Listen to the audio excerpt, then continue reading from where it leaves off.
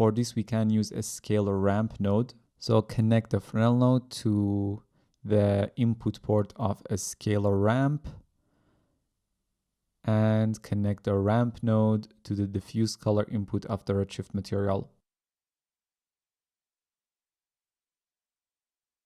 Now using this curve, we can remap these values to whatever we want. There is a particular curve that results in a very close look to satin or silk. So let's open up the curve in a separate window.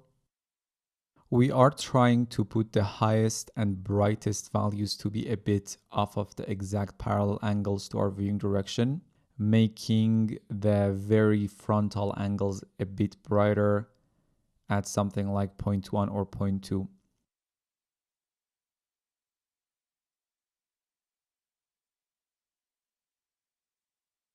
And a curve like this should give us a silk-like look, just needs a bit more work to make it better. I have saved out a better curve. Let me just paste it here. And this should give us a really nice satin shader, as you can see. Now the next thing would be to incorporate the specific colors that we are looking for. To do that, we can use a color mix node. So connect the scalar ramp to the mix amount input of the color mix node.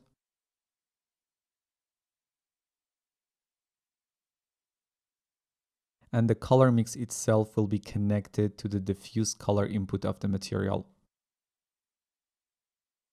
For the input 1 color, let's use a dark purple, and for the input 2 color, use this brighter shade of the same color.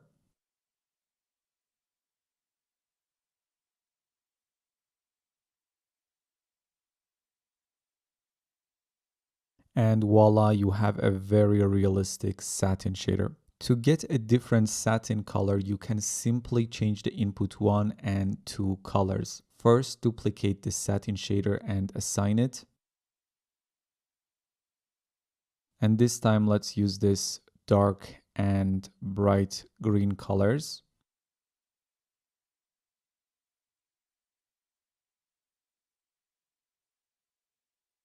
And here is our green satin shader. So that's about the sheen component of the Redshift material and creating realistic fabric shaders in Redshift for Cinema 4D. See you in the next video.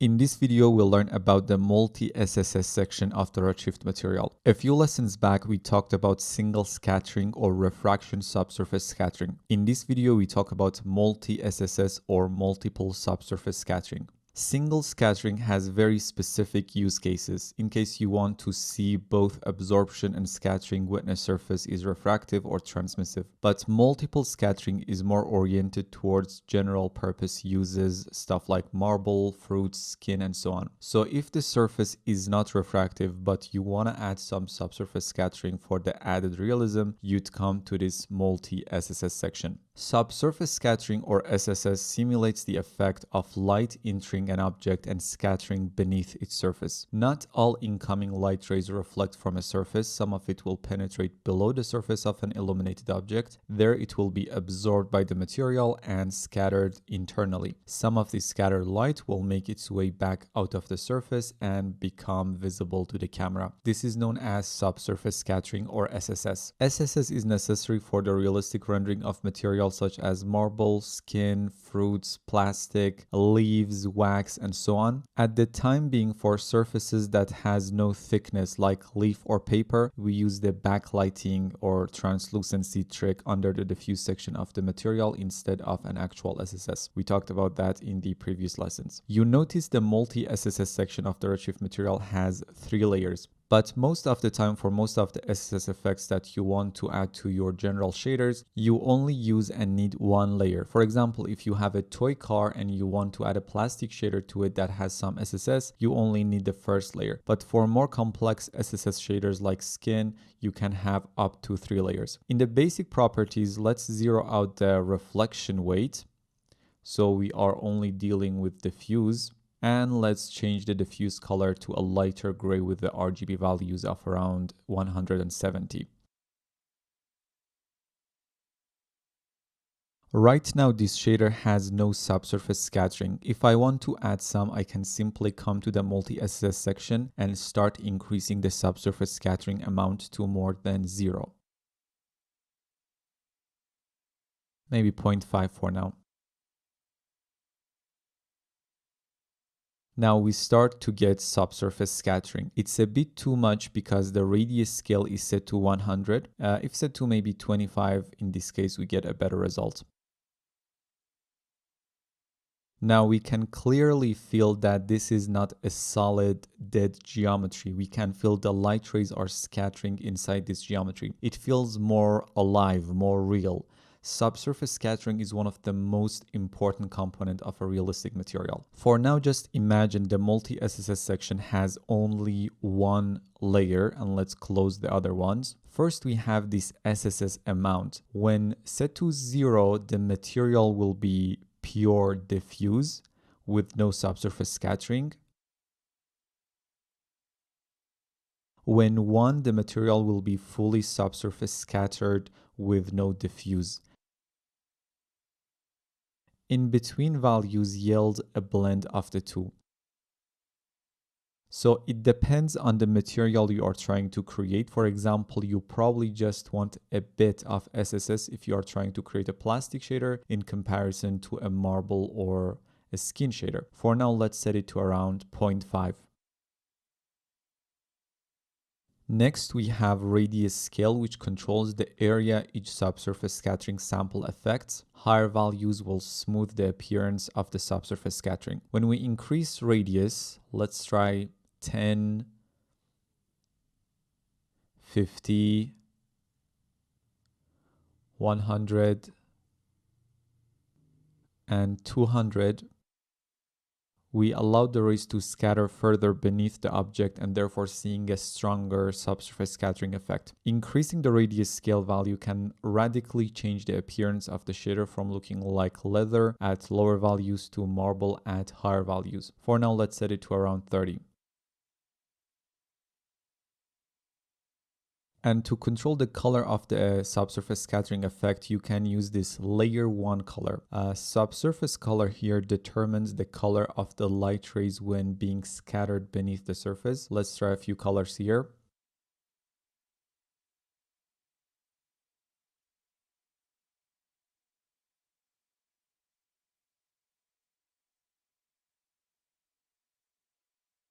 You really start to feel the object becomes more real, more touchable the moment you add subsurface scattering and let the light scatter around. Now, if you are not planning to use the other two layers, you don't need to worry about this weight and radius values for the layer 1. You just set the amount of subsurface scattering in relation to the diffuse amount using this amount value up here. Then use this radius scale value to control how much you want the light rays to scatter beneath, and use the layer 1 color to control the color of the effect. But in case you are looking for more control to create more complex SSS-based shaders like skin, you can implement the other two layers as well. Now, what is the purpose of these other layers? These are there for more complex SSS effects. You have 3 layers with 3 radius and weight amounts. You can use the first layer with lower radius for scattering that happen near the surface. In layer 2, you can use higher radius amounts compared to layer 1 for scattering that happens deeper compared to the first layer, and in layer 3 you can use even higher radius compared to layer 2 for scattering that happens deeper in comparison to layer 2. From the overall contribution of all of these 3 layers, we get our final SSS effect. If I change the layer 1 scatter color to a pure red color, what we have right now is just the subsurface scattering from layer 1. Now let's start adding layer 2. By default, layer 2 and 3 have their weight set to 0, so they are disabled. If we want to add layer 2, we need to increase its weight to more than 0, set it to 1 for now, and change its color to a pure green color to see its effect. And if we want the scattering from the second layer to go deeper compared to our first layer, we just need to make sure the radius value for this layer is higher compared to the first layer. So let's set the radius for this layer to 3 units for now. Now you notice the red scattering of the first layer with radius of 1 is very close to the surface, while the green scattering of layer 2 goes deeper inside the geometry because of its higher radius amount. For now, let's set the radius of the second layer to 2. Now, if we want even a more complex SSS effect, we can add the third layer as well. Let's change the layer 3 color to blue, its weight to 1, and make sure its radius is higher than the two previous layers, maybe about 4. Now it's a bit harder to see, but the same thing happens. The red scattering from layer 1 is closer to the surface, the green scattering from the second layer goes deeper compared to the first layer, and the blue scattering from the third layer goes even deeper compared to the first two layers. Now, if you want to control how much each layer contributes to the final SSS effect, you would use the weight amounts for each layer.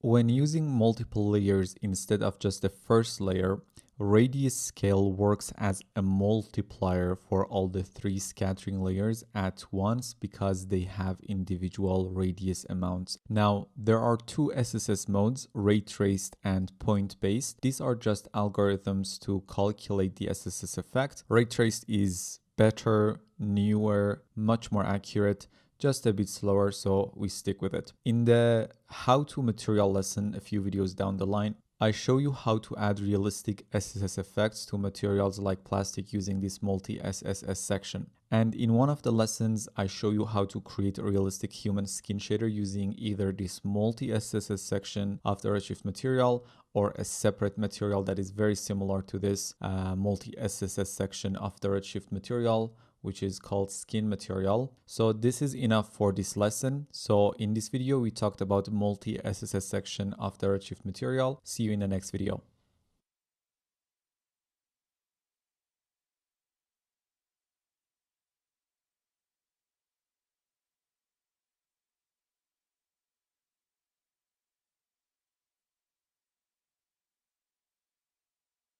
In this video, we talk about the coating section of the Redshift material. For now, let's zero out the diffuse weight.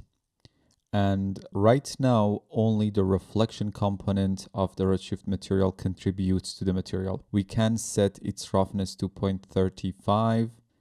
Now let's come to the coating section and set the coat weight to 1. Think of the coating section as a second reflection layer that coats the entire material. The second reflection layer or coat can be used however you want to add a very sharp coat on top of everything, like for a car paint or varnish, or to add an overall sharper reflection on top of the regular main reflection to make the reflection lobe look more realistic. Remember that the coat contribution will sit on top of every other shading effect except for cutout opacity, like diffuse, reflection, refraction, subsurface scattering, bump or normal mapping, and so on. Coat weight controls the amount of reflective coating on top of other shading effects, and as I increase it, you see how these sharper specular reflections are being added on top of our main specular reflections.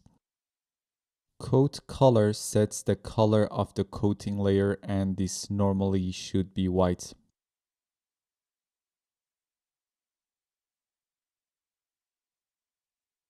Roughness controls how sharp or rough you want the coating layer to be. By default, it's 0 and we get a very sharp clear coat on top of our regular specular reflections. And if I start increasing our coating roughness to get it closer to the reflection roughness, maybe at around 0.2, or reflection roughness is 0.35 if you remember. Now we get this realistic specular lobe that consists of our reflection and coating layers. For now, let's set it to 0. We have coating IR, and this controls the Fresnel reflectivity of the coating layer. We talked about Fresnel reflectivity in the reflection video a few lessons back. Here in the coating section, think of it like this. Where do I want the coating to appear on the surface? If I use something like 1.1 to get a strong Fresnel effect, The coat contribution will be less visible on the frontal faces to the viewing direction and become stronger as the faces become more perpendicular to the viewing direction. And if I set the IOR to something like 1.5 or 1.6, now the coating will become more visible on the parallel faces to the viewing direction as well. For more advanced shaders that I work on, often I have some contribution from the coating layer. If you take a look at a plastic toy or almost anything else in the world, the reflections on the perpendicular faces are not only stronger, but they are also sharper. You can use the coat layer with a low IR value like 1.2 to simulate that, or you can use the coat layer for more obvious reasons like a metallic car paint or varnish or any other clear coating on top of your shader. The rest of the parameters in this general section are the same. Coating layer has a separate bump input from the shader itself. If we take a look at the input ports of the shader under overall, we have this bump input for the entire shader except for the coating layer. The coating layer has its own bump input under this coating advanced section called coat bump input. I mentioned that the coating layer sits on top of all the shading effects including bump and normal mapping. Let's quickly add some bump mapping to the overall shader. I'm going to add a noise node, set its scale to around 2, add a bump map node, and set the noise as the bump map. And now connect the noise to the overall bump input of the shader. Now the bump affects the entire shader except for the coating layer. So if you want to add normal or bump mapping to the coating layer as well, you need to use the normal input in the coat section. Let me disconnect the bump map node from the shader and connect it instead to the coating advanced coat bump input. And set the bump height to something like 0.1. And now we are affecting the coating layer bump mapping only. Uses for coating bump could be a bumpy coat layer over a smoother base like a rain effect, a carbon fiber shader, or a car paint shader where you could use a flake shader to add the flakes to the car paint shader. We talk about bump and normal mapping in a dedicated video later on in this section. Let's move on for now. In the advanced section of the coating layer, we have these transmittance and thickness parameters to emulate absorption of light as it travels through the coating layer as a medium before it reflects from the base layer, like we had in the refraction section of the material. Transmittance color controls the color of the light rays as they pass through the coating layer. A color of white means there will be no transmittance effect, and non-white colors will yield a subtle transmittance color shift effect around the edges of the object, simulating coating depth. And thickness is the coating depth scale for the transmission effect. And to quote the docs, lower values yield a subtler effect while larger values yield a stronger transmission effect, and 0 means the transmission effect is disabled. So that is about the coating section of the Redshift material. See you in the next one.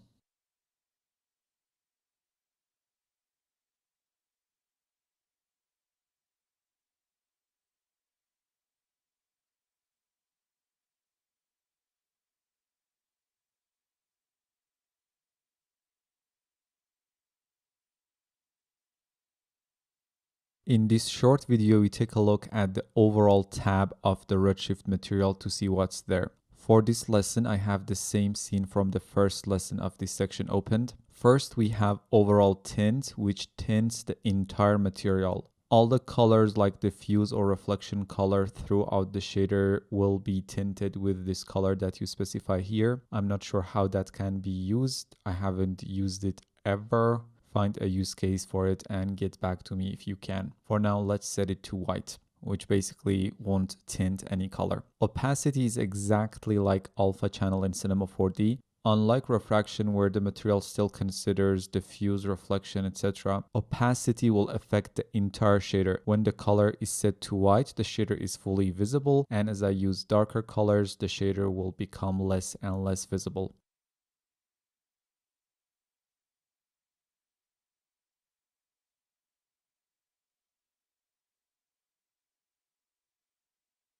You can obviously use a texture here. You can actually use native Cinema 4D shaders within Redshift. You know, those cheesy shaders like stars, fire, flame, and so on. There are some useful ones like tiles and checkerboard. To use those within Redshift, first you need to add a C4D shader. Define the shader you want to use. In this case, we want to use checkerboard, which is under surfaces. You can find it. Now, you cannot connect this directly to a Redshift material. What you need to do is to first add a texture node and use the C4D shader as its text 0 input. Now connect the texture node to the next node in the chain, which is the opacity color of the Redshift material. Now, where the checkerboard is black, the shader will not be visible, and where it is white, it will be visible. If I select the C4D shader node, we just need to increase the resolution to get a higher quality output from the shader. Right now, it's 128 by 128. Let's try 2048 by 2048 to get a higher quality texture. I can select the checkerboard texture itself right here within the C4D shader node and change its properties down here in the attribute manager. Maybe let's decrease its frequency to 5. For now, let's disable the texture and make sure the opacity color is white. Emission allows you to emit light from your shader. Let's set the emission color to white and emission weight to 1. And as you can see, now we are emitting light from our shader. The color parameter allows you to set the color of the emitted light.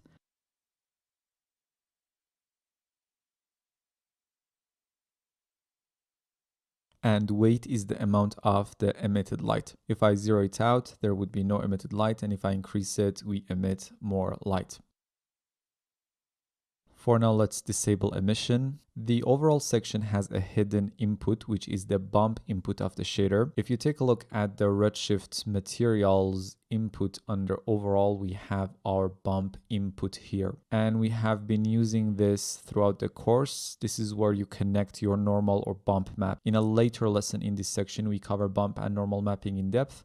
Let's take a quick look here. So I'm going to add a texture node and load this wood parquet BW02 texture. We want to use this texture as our bump mapping input. Now you don't connect the texture directly to the bump input because you need a way to control the amount of bump and normal mapping. So we connect this texture to a bump map node where we can control the amount of bump mapping, and then connect the bump map node to the bump input of the shader.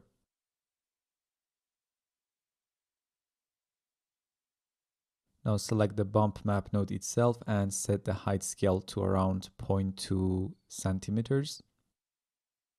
And now the bump mapping is visible on the surface. For normal textures, you would connect the normal map texture to a bump map node as well. You just need to come to the bump map node and change the input map type to tangent or object space normal, depending on what your normal map is. Let's move on as we talk about bump and normal mapping in a separate video a few lessons down the line. And that was about the overall tab of the Redshift material. See you in the next one.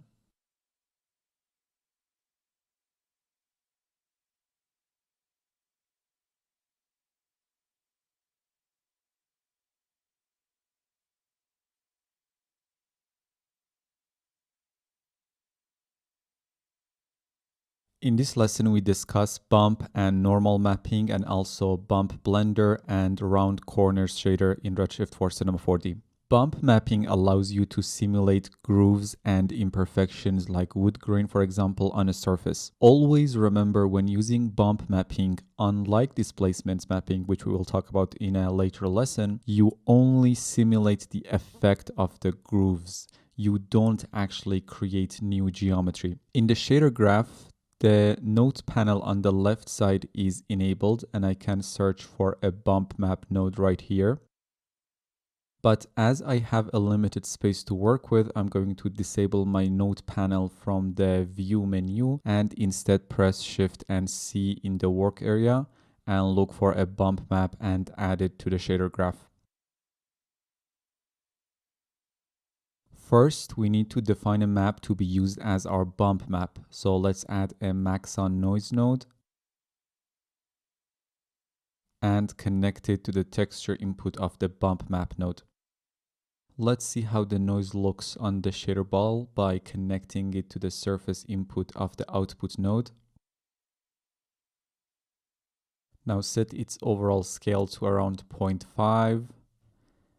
And finally, we need to connect our bump map node to the overall bump input of the Redshift material and set the material as the output shader.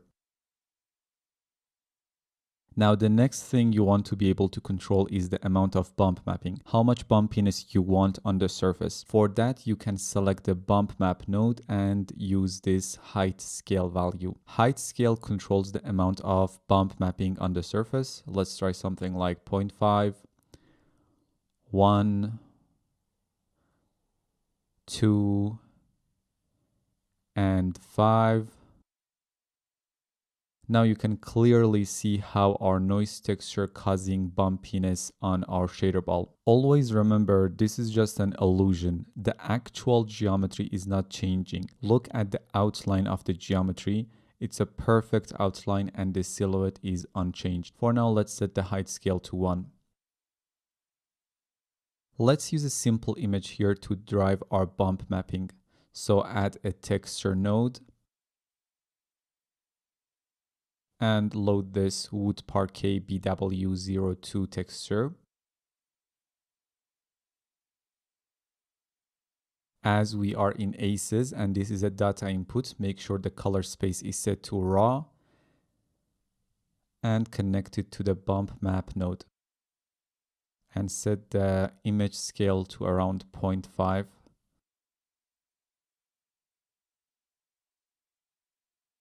So as you can see, where the texture is white, we see bumps, and where it is darker, we see indents. Height scale is a bit too much here, so let's use something like 0.1.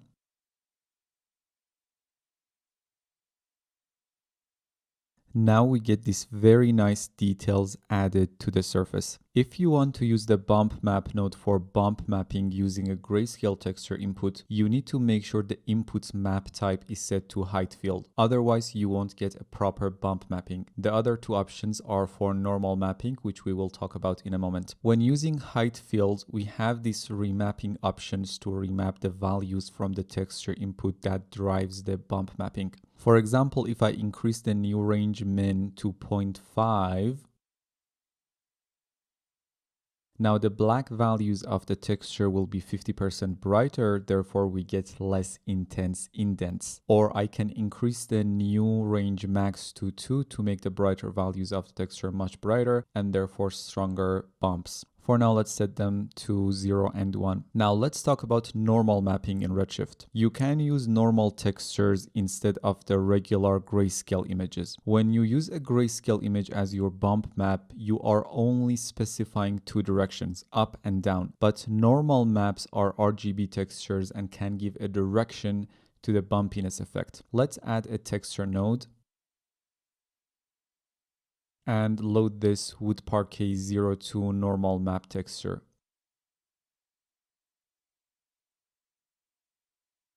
As this is a normal map input, we need to make sure its color space is set to raw. Let's add a new bump map node and connect the texture to the bump map node. Now connect the bump map node output to the bump input of the Redshift material. To make sure the normal map works as intended, you need to change the input map type to either tangent or object space normal depending on how the normal map was generated originally. Let's change it to tangent space normal for now. We can control the strength of the normal mapping using the height scale parameter.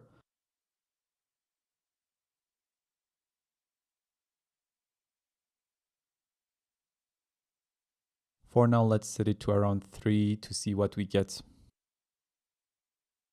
Now we get this beautiful normal mapping, which feels more realistic compared to simple bump mapping, as the input map has more data and information. If we come down to this remap section, we have two options that are specific to normal maps. The first one is this unbiased normal. Now, the normal texture we loaded was a simple 8-bit JPEG with values from 0 to 1. If you are working with similar normal maps, this option should be disabled. But if you are working with a normal texture that is a 16 or 32-bit floating point and it has values from -1 to 1, you need to check this option, otherwise Redshift will treat your floating point normal texture as a regular 8-bit texture and remap its values to 0 to 1. You can invert the Y or G channel of the normal map texture using this flip normal Y option.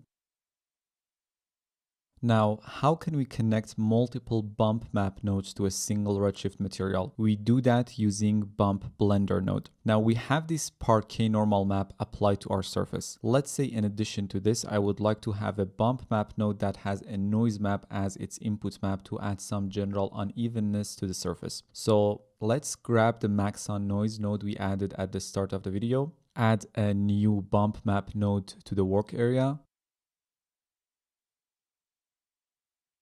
connect the noise map to its texture input. Now to combine these two bump map nodes, we need to add a bump blender node. Bump blender allows us to stack up to 4 bump map nodes. The first bump map node should be connected to the base input of the bump blender node. In this case, let's connect the noise bump map to the base input of the bump blender node. Before connecting the other bump map node, let's hook up the bump blender node to the bump input of the Redshift material.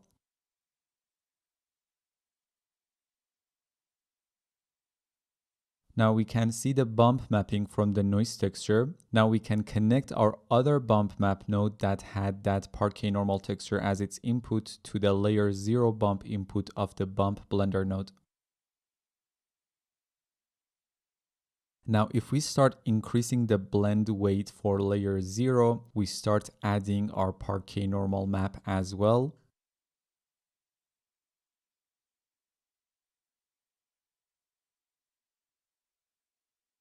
And if set to 1, we completely hide our base bump map. For now, let's set it to around 0.5 to see what we get. And now we have combined the bump mapping from the noise texture and the normal mapping from the Parquet texture. Pretty cool. It's really useful because in reality, surfaces are not perfectly smooth. There is this general waviness and unevenness to them in addition to their high frequency details. And you can use this technique to get a more realistic shader. Let me quickly hide the shader ball and unhide this cube geometry.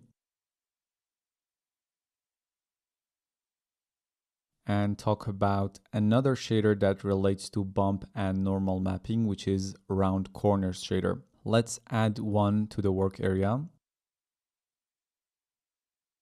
You see this cubical shape has very sharp edges. Round corners shader turns sharp edges to round beveled edges. Just connect the round corners to the bump input of the material. And now those sharp edges look round. There are some self-explanatory options. The most important one is the radius. The smaller the better here, as big values would look wrong. Let's try 0.25, 0.5, 1, 2, 5, and 10. And if you want to combine round corners with other bump map nodes, simply connect it to one of the bump blender inputs.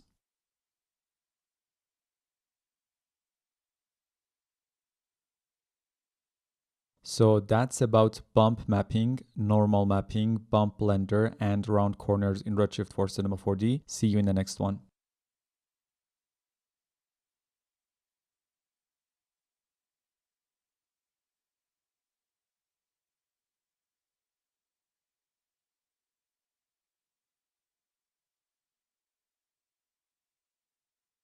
In this lesson, we'll learn about tessellation or subdivision and displacement mapping in Redshift for Cinema 4D. Let's start by creating a new Redshift material. Assign it to this cube geometry. Open up the shader graph and look for a wireframe shader. And use it as the output shader instead of the Redshift material.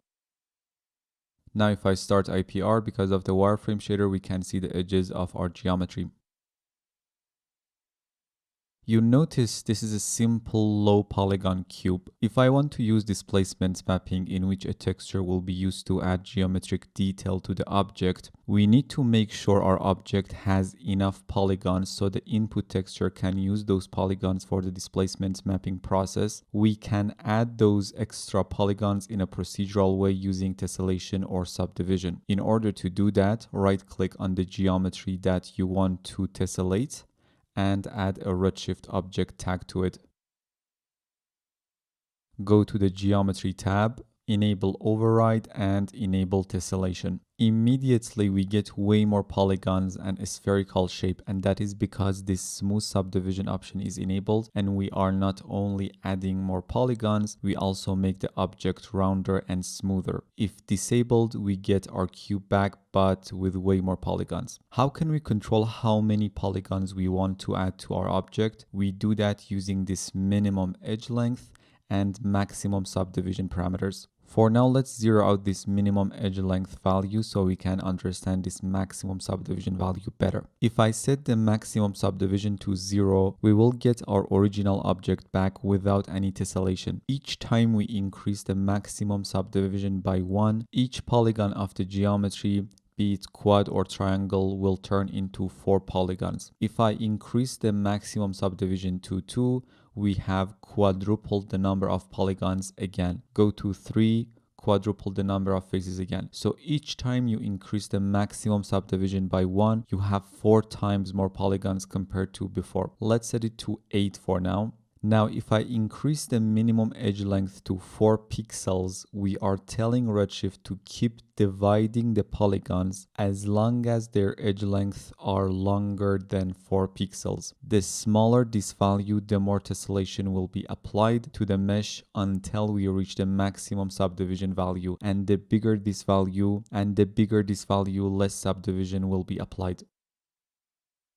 The reason this maximum subdivision limit exists is that if we use a very low minimum edge length value like 0 for example, Redshift would keep subdividing the mesh indefinitely, which would cause bad things to our GPUs and available VRAMs. So the maximum subdivision would act as a safeguard. If I set the minimum edge length to 1 pixel and maximum subdivision to 8, we are telling Redshift to keep subdividing our polygon while they are bigger than 1 pixel, but the maximum subdivision you are allowed to perform is 8 times. After that, stop the process even if the edges are still bigger than 1 pixel. For now, let's set the min edge and max subdivs to their default values, which are 4 and 6. There are 2 tessellation or subdivision algorithms, Catmull-Clark and Loop. Loop subdivides triangles and Catmull-Clark is used for quads. So when the subdivision rule is set to Catmull-Clark plus Loop,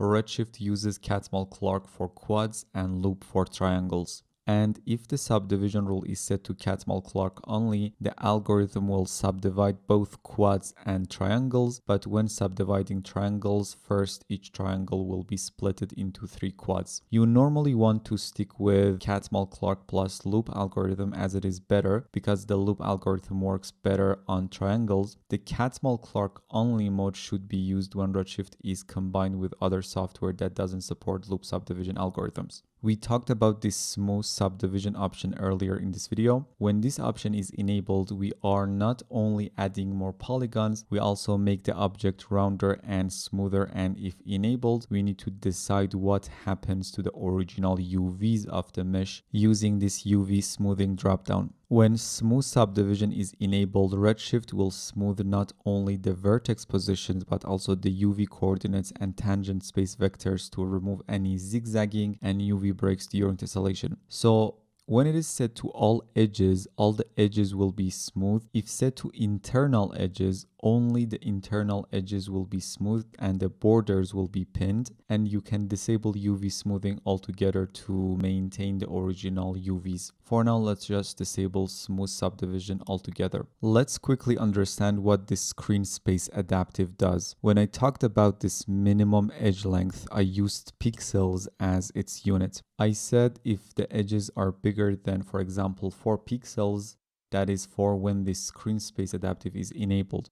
Because if you think about it, the faces that are closer to the camera occupy more pixels and therefore will be subdivided more. And the faces or meshes that are farther away from the camera naturally occupy less pixels and therefore will be subdivided less. So this allows us to have adaptivity in the tessellation.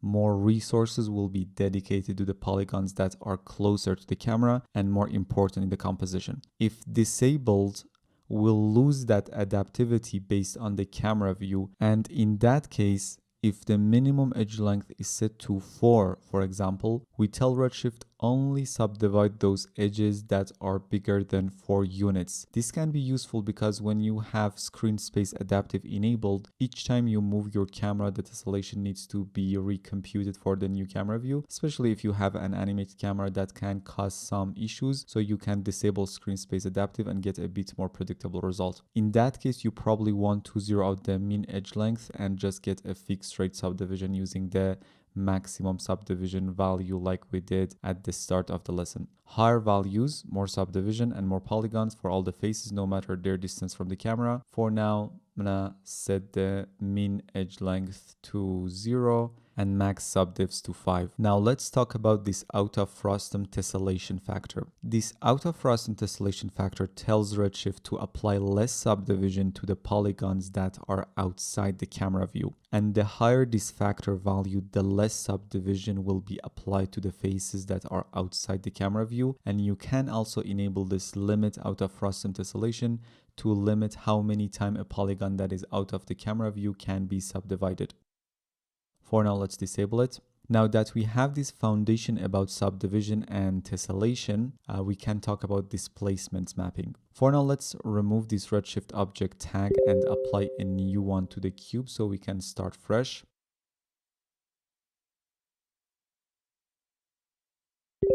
I'm just going to disable smooth subdivision for now. Also delete the wireframe shader and its material tag. Create a new Redshift material and assign it to the cube.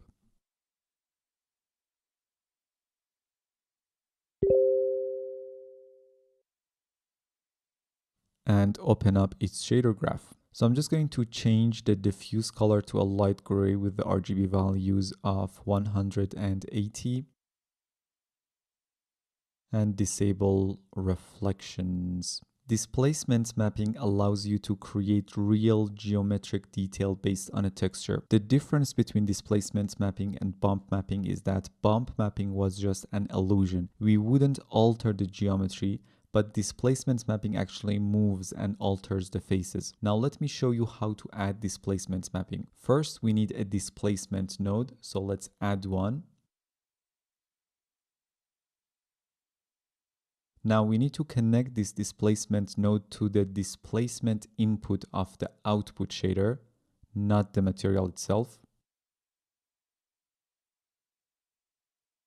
The next thing would be to define the grayscale image which we want to drive our displacement mapping with. So add a texture node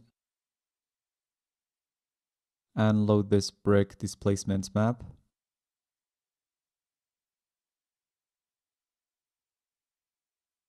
Let's view it directly on the cube.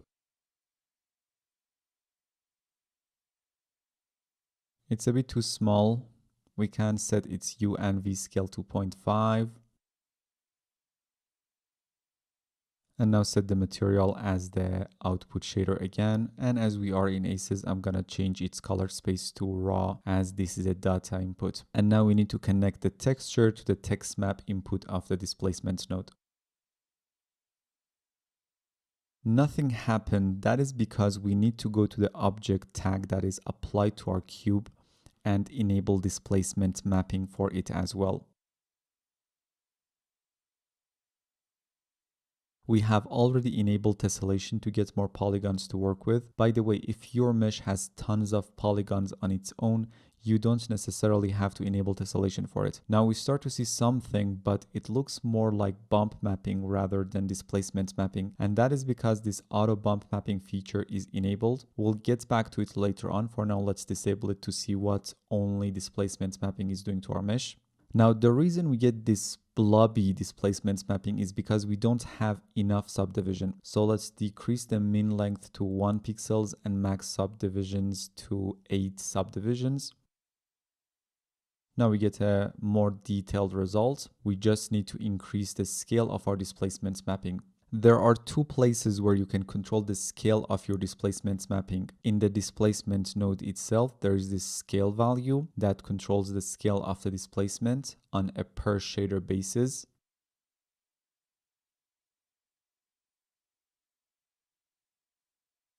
And in the object tag, you have this displacement scale value that determines the scale of displacement on a per object basis in case you had the same material applied to multiple objects but wanted different displacement scales for each object.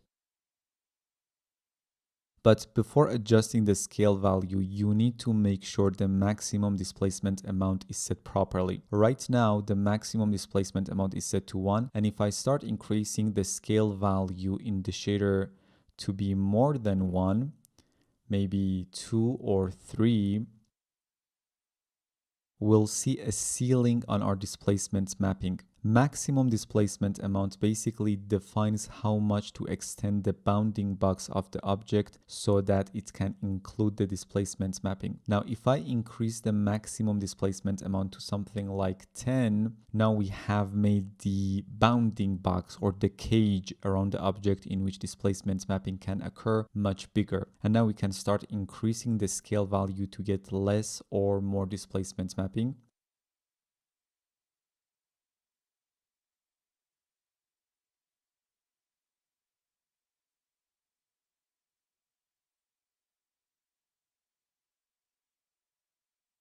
Try to use this maximum displacement amount sparingly as higher values will require more computation. In this case, let's set the scale to around 4 and maximum displacement can be 4 as well. Just for safekeeping, let's increase it to 5. Now let's talk about this auto bump mapping feature which was enabled by default. If I decrease my max subdivs to 7, we have a defined structure but with no details whatsoever. As soon as I enable auto bump mapping, we get more details. Auto bump mapping puts the high frequencies of a displacement map into the bump attribute so that you do not need as many subdivisions, which result in less memory requirements and faster renders. So what we are seeing, basically the details are coming from the bump mapping, not displacement mapping. For now, let's have it enabled. Now let's get back to the displacement node in the shader graph itself. Right now, the displacement node treats the brick textures like this. The black values of the texture won't get any displacement, so 0 displacement, and everything brighter will be displaced to the outward direction. And this is because of this new range min and max values, which are 0 and 1 by default. With these settings, our displacement effect looks a bit wrong actually. If I want the displacement node to consider the mid-gray values of the texture as 0 displacement, so 50% gray will get 0 displacement, darker values of the texture will be displaced inward, and brighter values will be displaced outward. I can simply change the new range min to -0.5 and new range max to 0.5. Now that is more like it. And if I set the new range min to -1 and new range max to 0, now the white pixels will have 0 displacement and darker values will be displaced inward. It depends on your displacement map and how it was generated. For now, let's set them to -0.5 and 0.5. Displacement node has two types of displacement mapping: Height field and vector. Height field displacement is the more traditional one when you have a grayscale image and you want to add displacement based on that grayscale texture. But vector displacement can displace the mesh in different directions beside only up and down that we have with height field displacement. Now let's see how to use vector displacement mapping. Let me hide my cube object and unhide this plane.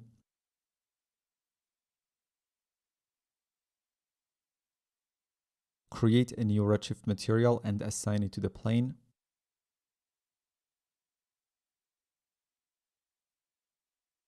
Open up its shader graph. Change its diffuse color to a light gray with RGB values of 180 and disable reflections.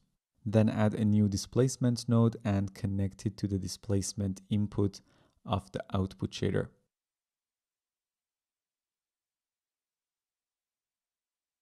And make sure the map encoding is set to vector, not height field. Now add a texture node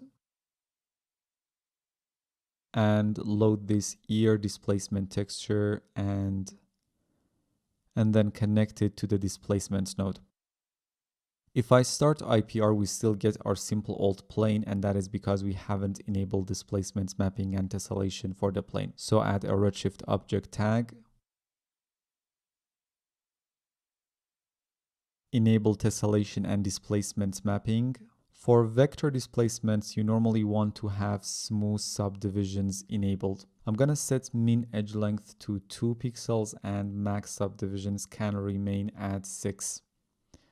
You really need to be careful about these values because one extra subdivision can turn an object with like 10 million polygons to an object that has 40 million polygons. As it's a vector map, it's probably better to disable auto bump mapping for now.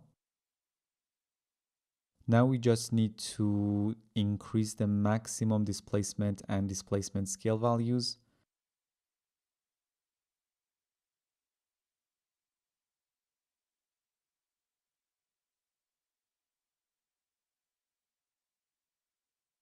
In this case, around 50 for both of them will be enough.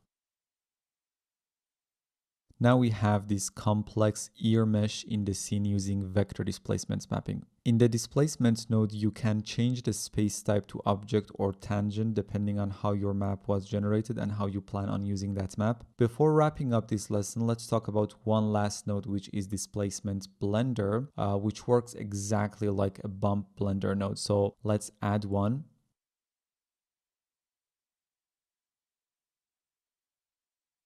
This node allows you to blend or stack up to 4 displacement nodes. Now we can connect it to the displacement input of the output shader and connect the ear displacement node to its base input. Now let me just steal the brick texture and its displacement node from the previous shader and paste them right in this new shader. Now connect that displacement node to layer 0 displace input of the displacement blender. If I start increasing the blend weight for layer 0, we start blending our brick displacement as well. Let's set it to around 0.1. Now we need more tessellation for the brick texture, so let's select the object tag, decrease the min edge length to 1 and max subdivision to 7 or 8.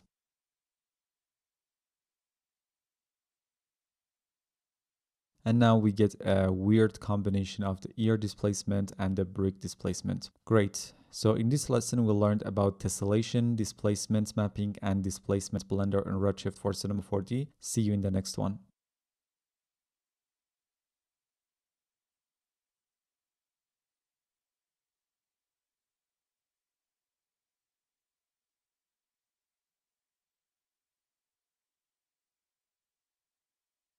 In this lesson, we'll learn about a few essential nodes, including Material Blender, Color Layer, Color Mix, and Color Composite. Open up the shader graph for this material that is assigned to the shader ball. In the node panel under Materials, you can find a Material Blender node. Let's add one to the shader graph. For now, let's delete our Redshift material that is connected to the output shader and connect our Material Blender node to the output shader.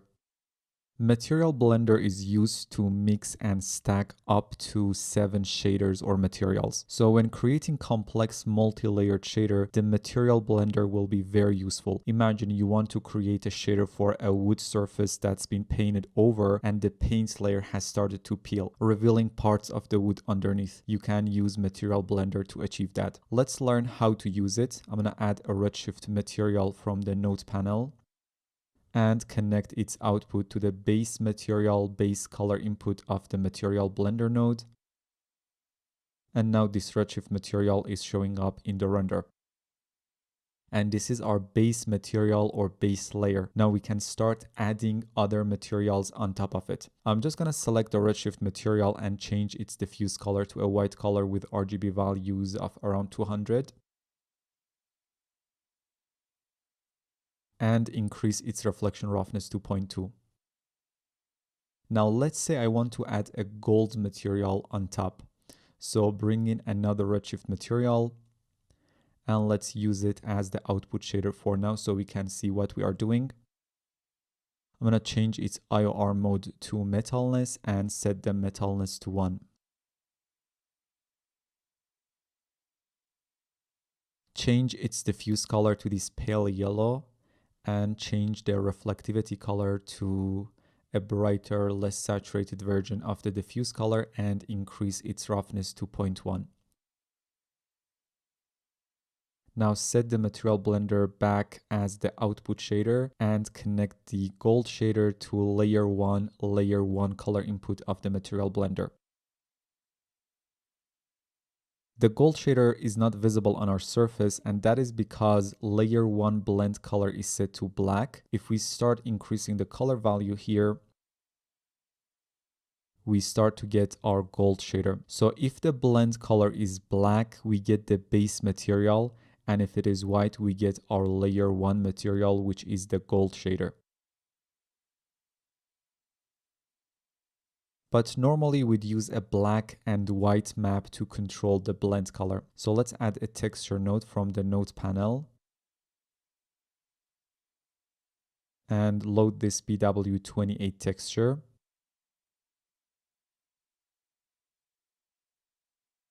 Make sure its color space is set to raw as we are in ACES and this will be used as a data input.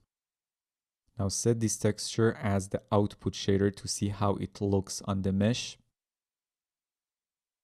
Okay, it looks fine. Now if we connect this map to the layer 1 blend color 1 input, where the texture is white, we will get the gold shader, and where it's black, we will get the white shader. And let's set the Material Blender as the output shader again.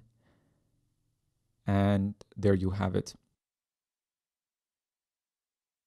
Right now we only have 2 shaders, but we can add up to 7 shaders. I'm just going to close the node panel to have a bit more space to work with here. Now, Material Blender is responsible for blending and adding shaders and materials. There is another node that does the exact same thing but for RGBA inputs like textures and ramps and gradients and noises and so on. And that is called Color Layer node. So let's add one. Let's say we want to mix the BW28 texture that we just loaded with a noise node to control where the gold material shows up. So let's set the Color Layer node as the output shader for now. And connect that BW28 as the base color input. We only see a black color in the render, and that is because the layer 1 is already enabled with a black color that covers our base input. If I disable the first layer, we can see our BW28 texture from the base color input. Now add a max on noise. Set it as the output shader for now. Change the noise type to something weird, maybe something like SEMA. And overall scale to 0.5. Now set the color layer as the output shader again. Enable the first layer in the layer color node. And connect the max on noise as the layer 1 color. We control the overall contribution of this layer with this mask value here, which in turn can be controlled with another black and white texture. We also have these Photoshop-like blending modes. Let's try a few of them.